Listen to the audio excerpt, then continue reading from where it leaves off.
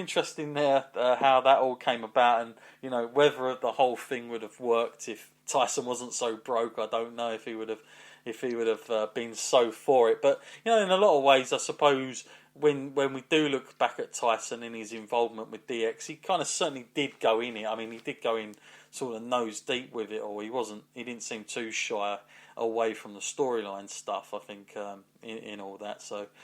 Yeah, very interesting there. Okay, June 8th now, and the WWF's Over the Edge pay-per-view, which is going to happen which happened on the 31st of the 5th in Milwaukee, was continued the same pattern of most of the group's recent pay-per-views.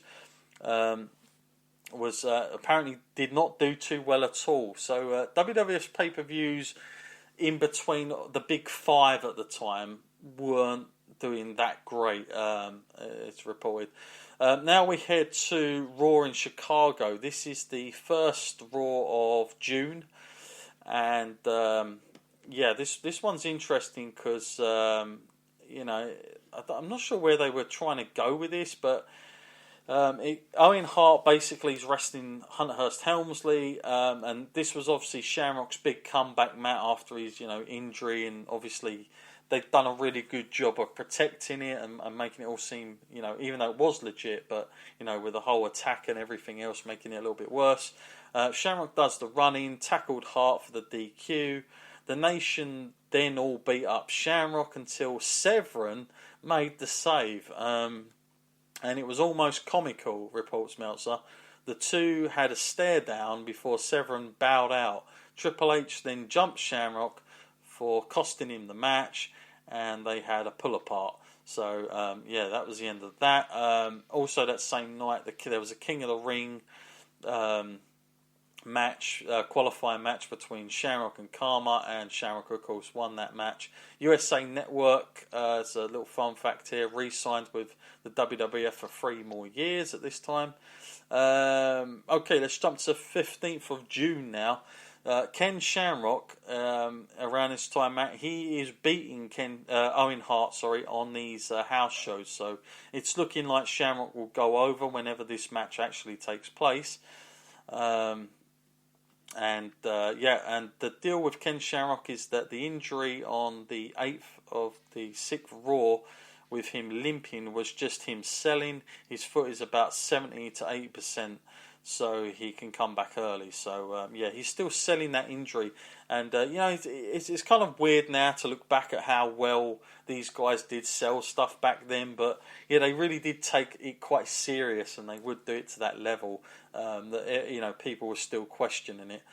Okay, little fun fact here again: tickets for SummerSlam went on sale in the building at MSG. This is where it's going to come from this year in '98. And before the show ended, they had already sold out, and they were already up £100,000 worth off the end of that Raw. So doing very well in that sense. Okay, so now we head to the King of the Ring match, 1998. Again, it's worth pointing out if anyone wants to go back on our retrospective series from our earlier days in the Wrestling Skull podcast, it is available. You can check this out in its long form. Match of the night here by the Wrestling Observer fans is Undertaker and Mankind. Of course, that was the famous Hell in a Cell. But this one in particular, Matt, I mean, obviously this is, I guess this is trying to crown Shamrock here. It's they're trying to do something to get this right. They're trying to do it properly and all the rest of it. What did you think of? Because obviously we've done this King of the Ring. What did you think about the night for Shamrock? Because of course first he's in the semi-finals against Jeff Jarrett. He beats him just over just over 5 minutes. Does the whole ankle submission, and then of course it's almost like a hand you back from Maivia, like for all the the jobs that Shamrock had done. Well, even though they weren't jobs, they were finished on DQs. Kind of, it's like an IOU almost, and Maivia puts Shamrock back over in a match that was just over 14 minutes long. And according to Meltzer, this was the best of the best between the two. And I've got to agree with him as well. I think this one ranks as the top one, the Rumble one at second, and the WrestleMania one at one, which probably should be the reverse order of that, really. What did you make of the night, Matt? And obviously they're trying to crown Shamrock and they're trying to position him in this spot. Well, this was the moment that I suppose a lot of people have been waiting for since Shamrock arrived in the WWF. We knew he had great tournament kind of background, and we was waiting to see a moment where that could really shine. And I guess this is the night for that. He definitely put on a great performance in each of his matches throughout that night. But I really did enjoy the match between him and The Rock. I think it was really well put together actually. And 14 minutes is it's no short amount of time to actually be given on a night like that. And I think like in a lot of people's memories as well. A lot of people remember this as the best King of the Ring. And it's not just because of one match. A lot of things have to go right for that to happen. Yeah, absolutely. Were you surprised, Matt? Because I remember when we watched this, we kind of both commented about the whole. I mean, if you think about it, King of the Ring is probably the closest to those old UFC tournaments. Were you surprised they didn't position Severin and Shamrock in a match? Like, I think people were expecting, that's the moment they're going to get this on. But I'm guessing now, because Severin had to be babyface, this is the reason it never happened. Yeah, I guess there was that, and the fact that if they were to put that match on earlier in the tournament, it would kind of diminish the big match feel, and also they probably knew they wanted Shamrock to win it, and having The Rock in the final match does a good job of elevating The Rock more than he even was, and actually showing us that The Rock is the real deal at this time, and this is the future of the company, because they've used the King of the Ring as a tool like that, to show off the hard-working talent that they have. I think it had to be The Rock versus Shamrock in the final of that. Yeah, it seems around this time as well that WWF are really backing Shamrock here, because the night after on Raw, they have this very interesting three-way dance King of the Ring match. Now they put in they've got Ken Shamrock going up against going up against The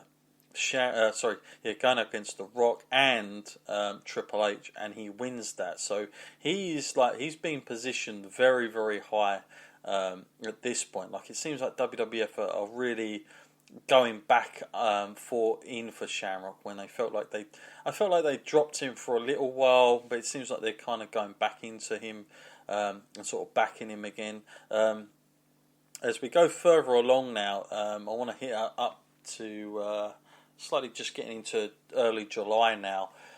From the 6th for the 7th Raw taping, Shamrock beat Jeff Jarrett via DQ when King Mabel showed up and attacked Shamrock and left him laying in with a big squash at the end with a big splash. Now, those two, Matt, I mean, that's an interesting style, isn't it? King Mabel and Shamrock. Yeah. Not sort of two people that you'd probably sort of want to go against each other with the styles, but that's an interesting one that they did that. I'm not sure if that was because of the whole King of the Ring thing, or maybe they just thought King Mabel makes sense, but that's what they were going for at that time. It's worth pointing out as well at this point on the same Raw that there was an internet interview with Severin where he made some comments regarding Shamrock, which are similar to those he talked about in the past. And I mean, he kind of mentions the whole rivalry between them, and he says things like, let's just say he didn't get his body just by working out, but then again, most of the bigger guys in wrestling didn't. I mean, he's saying things here that probably didn't go down too well in the back, I can't imagine, for the WWF locker room at that time, and it's interesting that he was so open about it. Well, I guess that shows where he was at the time with WWF. On the house show circuit in July, there's submission matches going on between Ken Shamrock and Owen Hart, and Shamrock is still winning the majority of matches. We get to mid-July now, and we've got another fun fact here. Steve Austin had a photo shoot this past week for the cover of TV Guide, which, considering the visibility of the weekly is huge, I can't recall a wrestler ever getting a cover, although Hogan may have gotten a small insert photo on the cover of 1990 when they were doing the biggest TV stars of the decade of the 80s. Hogan finished unusually high on the list, reports Meltzer, and the day that Austin photo shoot stands, he's officially signing huge merchandise deal with more marquee sponsors because of this cover deal. This is now getting very, very popular for WWF to now be using TV Guide. So I think I've said this before. Like, I know when we talk about TV Guide, especially in the UK, people think TV Guide, that's nothing. No, TV Guide in America at this time was huge. I mean, you would, doing research on this stuff, TV Guide was sold just about anywhere. And again, this is pre anything like, having the luxury of a TV Guide on your remote control, on your screen. Yes, people used to have to go out and buy a TV Guide, a proper weekly one. And if you merited the front page, that was going to be a big deal, because it certainly, if you was on the front page, let's just say you'd probably get another extra 2 million views just because of that. It done really, really good marketing for everybody that was at home. So again, this is a time where there isn't, there isn't sort of 100,000 channels to surf through. There's still satellite, but it's still at its very early stage. So if you get kind of a cover on TV Guide, it's a major, major deal. So the fact that Steve Austin got the front cover was quite a big deal here for WWF, and would certainly help things going forward.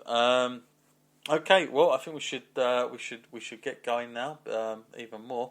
And of course, now there's a match scheduled, Matt, for the which is going to be the fully loaded match, which of course is going to be Ken Shamrock facing Owen Hart from the basement of Stu Hart's home in Canada, with Dan Severn as the special guest referee in this one. And yeah, I want to move on to Fully Loaded itself. Let's get the results here. This match, Matt, I know you watched this back recently. I know I did as well. How freaking awesome was this match when you think about what they had to deal with here? It seems so intense. Yeah. I really enjoyed this match, I'm glad you kind of brought it to my attention again, because it completely slipped my memory until you said we were going to cover it, and I was watching it. Just such a tiny, tiny room, and how you can use it to its maximum potential. It's incredible. Yeah. I mean, I loved it. I mean, I felt like it was short and sweet, but like they kind of done everything they possibly could. They didn't muck about, and it looked kind of, considering there's no crowd, like you can't get that atmosphere, you're not playing to a crowd, so it's got to be a little bit harder, because you're literally, you're shooting a match, but like, you're not getting any reaction from anybody. And yeah, I just thought the way they did it was just kind of really perfect. To a lot of ways, it just looked like a proper legit fight. Like these two have been quite competitive with one another. So yeah, I really enjoyed it. Meltzer scores it a good 3 stars out of that. And for me, I mean, if I was rating it, I'd probably be giving it close to a 4, just in terms of what they had to deal with, and the fact it is different as well. Kind of notes that I thought was really funny during this match, Matt, was and by the way, I'd recommend anybody going back to watching this on the network. Definitely a good little match to watch. But notes to myself, I wrote down in this is, it always makes me laugh. I don't know why, Matt, but when the announcers say, "We want to thank Helen and Stu Hart for allowing us into your home." Like Jim Ross saying it. And then King saying, "Where's Stu? Where's Stu?" Do you think Stu's upstairs watching it on his TV? It was like that whole thing. The dynamic between Jerry Lawler and Stu Hart never ever ended. I mean, there was like an inner rivalry between those two. Every time Stu Hart would turn up for a Brett match or an Owen match, you'd always hear Jerry Lawler reference something about Stu. There was like a huge banter there with him. It was